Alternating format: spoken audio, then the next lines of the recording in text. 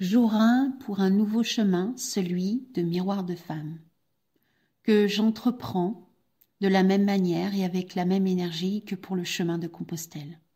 Dans mon sac, probablement beaucoup trop de croyances et d'appréhensions, dont je vais me délester au fur et à mesure des épisodes. Bien le bonjour, belle étincelle. Bienvenue dans Miroir de femme, le podcast épanouissant pour les femmes, les mères en quête d'évolution et de spiritualité. Je m'appelle Bénédicte. Je suis guide pour des voyages d'exploration intérieure grâce au miroir magique que le monde qui nous entoure nous offre. Je m'adresse à toi, belle femme, en recherche d'équilibre entre ton rôle de femme et de mère, toi qui désires être à l'écoute de tes véritables besoins, avec cette volonté d'y répondre en toute légitimité et sans culpabilité. Toi qui ressens l'envie de répondre à l'appel de ton âme pour grandir en conscience et vivre ta spiritualité en toute liberté au quotidien. Je vais te conter ici des histoires de la magie, de l'âme qui agit, des récits de clés qui t'ouvriront de nouvelles portes pour élargir ta vision. Prête pour le grand voyage? Alors c'est parti, abonne-toi pour que chaque épisode arrive à toi. Tout comme pour le chemin de Compostelle, j'ai décidé de me lancer dans le podcast par aspiration, par élan du cœur, par surprise, par imprévu. Alors voici le premier épisode Clé Miroir. Tout comme pour Compostelle, je me lance sans une grande expérience, avec une petite préparation, enfin plus ou moins grande, mais je me laisse porter par mon intuition. Une stratégie? Pas vraiment, à vrai dire. Que va-t-il se passer? De la magie, comme sur le chemin de Compostelle? De l'âme qui agit? Probablement. Alors hier, j'ai commencé à préparer cet épisode. J'ai été voir quand est-ce que j'avais annoncé la mise au monde de Miroir de femme. 28 jours, soit le temps d'un cycle. Belle synchronicité, n'est-ce pas? Pour un podcast destiné aux femmes. J'adore les synchronicités. Alors pour commencer ce formidable périple, je vais vous relater une expérience que j'ai vécue sur le chemin de Compostelle. Cette expérience, je pense qu'elle m'a permis d'être là aujourd'hui pour vous conter cette histoire.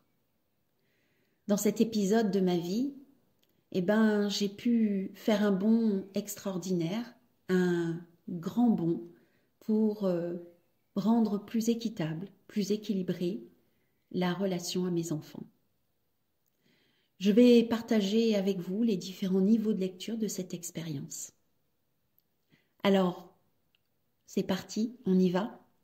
La scène se situe sur la partie espagnole du chemin de Compostelle, sur le Camino del Norte, à environ 250 km de Santiago de Compostela. C'était le 4 juillet 2023. J'étais partie déjà depuis un certain temps. Ma fille m'avait déposée au Puy-en-Velay le 22 avril. Donc autrement dit, j'avais déjà des kilomètres dans les pattes. Cette étape-là a été une des plus belles, des plus dures, des plus extraordinaires que j'ai vécues. Voici ce que j'ai partagé le lendemain sur les réseaux sociaux, notamment sur Instagram, où j'ai retrouvé ce texte. Je vous le lis. Bonjour à toi qui passe par là.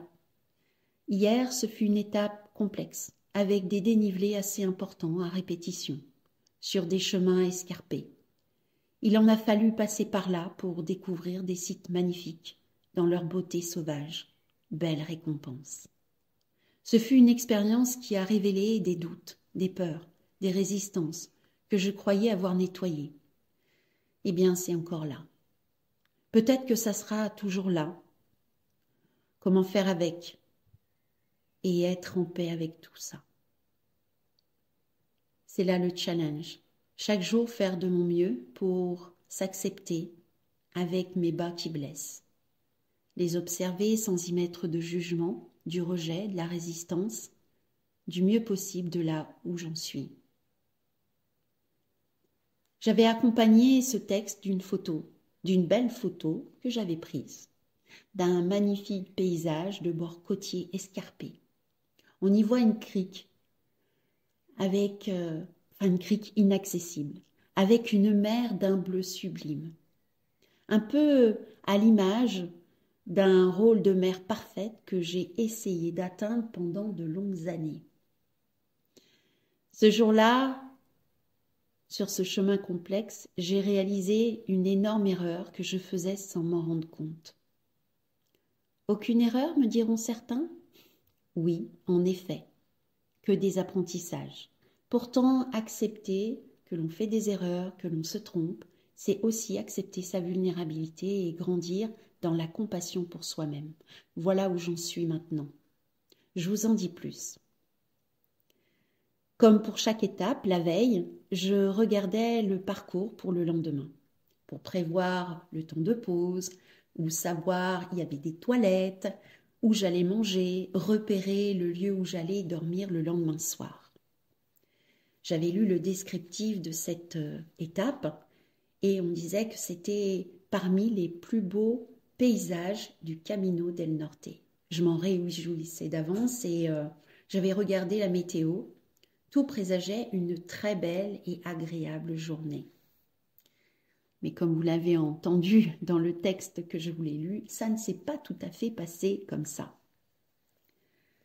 Alors bien entendu, l'étape avait de forts dénivelés. Il y avait des cailloux.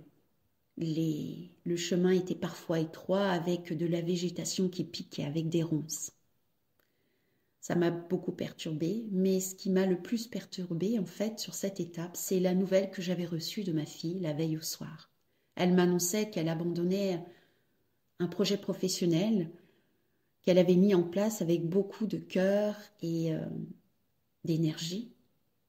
Alors oui, j'étais contente qu'elle se choisisse parce qu'a priori cette destination n'était plus pour elle, c'était pas bon pour son équilibre, je dirais, pour sa santé, pour son bien-être. Donc j'étais heureuse qu'elle se choisisse. Et en effet, miroir, c'est un peu... je me voyais en fait comme à travers elle en me disant, tiens, en voyant ma fille prendre soin d'elle, ça me montre à quel point moi, maintenant, je prends soin de moi. D'une certaine manière, c'est mon miroir. À quel point je m'écoute. De quelle manière j'accepte d'exprimer mes besoins. Donc c'était chouette. Ça m'a aussi montré que ma fille était en capacité de venir vers moi sans peur, d'exprimer ses besoins, de faire ses propres choix sans attendre ma validation. Ce qui n'a pas toujours été le cas. Donc, je me souviens l'avoir dit bravo, enfin j'étais fière d'elle, je lui ai dit tu peux être fière de toi parce que tu te choisis sans attendre l'approbation de papa, de maman et c'est formidable de pouvoir t'écouter comme ça. Ça en était là la veille au soir et sur le chemin, le lendemain, quand ça devenait compliqué, je me suis sentie envahie par des pensées de peur. Oh, et si elle n'allait pas bien? Et si en fait c'était difficile pour elle, cet abandon? Et mon Dieu, je suis loin d'elle. Oh, et comment ça va se passer? Et puis je me culpabilisais. Il y avait tout un tas de pensées qui venaient, de remords, de j'aurais pas dû faire ci, j'aurais pas dû faire ça, et mon Dieu, qu'est-ce qui va se passer? À tel point que entre le chemin qui était complexe et mes pensées, je voyais que les difficultés sur ce chemin. Le chemin de ma vie, le chemin de Compostelle, et je n'appréciais pas complètement le paysage environnant. Alors, à un moment donné, une pensée m'a traversée. Voilà ce que je me suis dit. Mais tu te rends compte, si tes enfants vont bien, tu vas bien. S'ils vont mal, tu vas mal. Est-ce normal? En gros, ton bonheur est conditionné par le bonheur de tes enfants. Et là, je me dis, oups, est-ce vraiment ce que je veux? Il y avait même quelque chose en moi, tu te rends compte, enfin là, tu es dans un beau paysage, tu es en train de faire un périple extraordinaire et tu es en train de penser que ça pourrait mal se passer. Tu ne fais pas confiance que tout va bien se passer. Accepter aussi que ta fille, à des moments, elle aura des hauts et des bas comme toi. Accepter que elle va vivre sa vie, elle va vivre ses épreuves et que il y a des moments elle sera heureuse, des moments elle sera malheureuse et que c'est sa vie, ce n'est pas la tienne. Et là, je me suis dit, oh oui, mon bonheur est en fait calqué sur celui de mes enfants. Ce jour-là, j'ai décidé d'apprendre à être heureuse, d'avoir mon bonheur pour moi-même, sans être conditionnée par les éléments extérieurs. Alors je ne dis pas que c'est facile tous les jours, mais c'est un choix, c'est une décision. Donc automatiquement, chaque jour de ma vie, l'invitation est de revenir à mon propre bonheur et laisser l'autre en face vivre ses expériences pour trouver son propre bonheur. Et ça m'a montré aussi à quel point je pouvais manquer de confiance que l'autre pouvait trouver son propre bonheur, comme si c'était de ma responsabilité. J'ai vu tout ça. Ça a été une révélation. Alors pour certaines, peut-être, ou certains, c'est peut-être déjà compris, peut-être pour d'autres non, chacun fait son chemin. Nous avons tous à évoluer. Mais j'ai quand même remarqué beaucoup de femmes qui sont accrochées au fait de vouloir le bonheur à tout prix de leur enfant, au détriment de leur propre bonheur.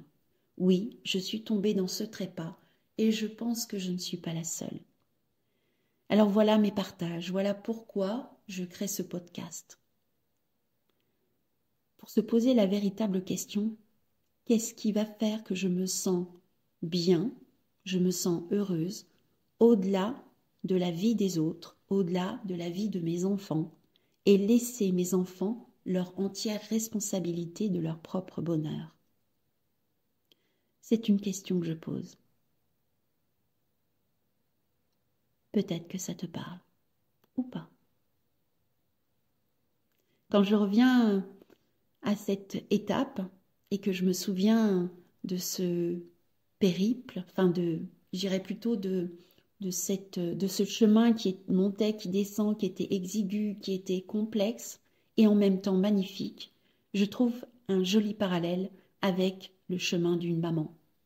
Nous vivons des moments où on est piqué, nous vivons des moments où ça descend, il y a des moments où on trébuche, et puis en même temps, c'est magnifique. La relation à notre enfant, telle cette crique, magnifique, extraordinaire. Reconnaître la beauté de ce chemin de mère pour accompagner ses enfants et en même temps se prioriser, revenir à soi et à un moment donné, laisser ses enfants partir sur leur propre chemin. Donc voilà, voyez un petit peu cette expérience-là, elle aurait pu en rester là et trouver difficile et ne pas aller au-delà. Mais en tout cas, elle a été pour moi le prétexte de voir que mon attitude n'était pas favorable ni pour moi ni pour mes enfants. Ça m'a permis de voir la beauté du chemin du rôle de maman qui a une certaine complexité. En effet miroir, j'ai pu voir aussi que ma fille prenait soin d'elle. Ça me montrait en effet miroir que je commençais à prendre soin de moi et à m'écouter véritablement. Ça m'a permis d'ajuster mon positionnement, ce que je voulais véritablement. Cette étape, elle restera gravée dans ma mémoire, aussi bien pour la beauté, mais que pour la difficulté, que pour ce qu'elle m'aura appris. Et quel cadeau! Alors toi, je te pose la question qui écoute là. Comment te positionnes-tu par rapport à tes enfants? Comment vis-tu la difficulté de ton ou de tes enfants? Est-ce que ton bien-être dépend de cela? Si ce récit t'a plu, je t'invite à partager autour de toi et de t'abonner pour que les prochains épisodes viennent à toi. Et dans l'épisode 2, ce sera la clé clarté, où j'aborderai le sujet du bonheur avec le tarot akashique. À bientôt!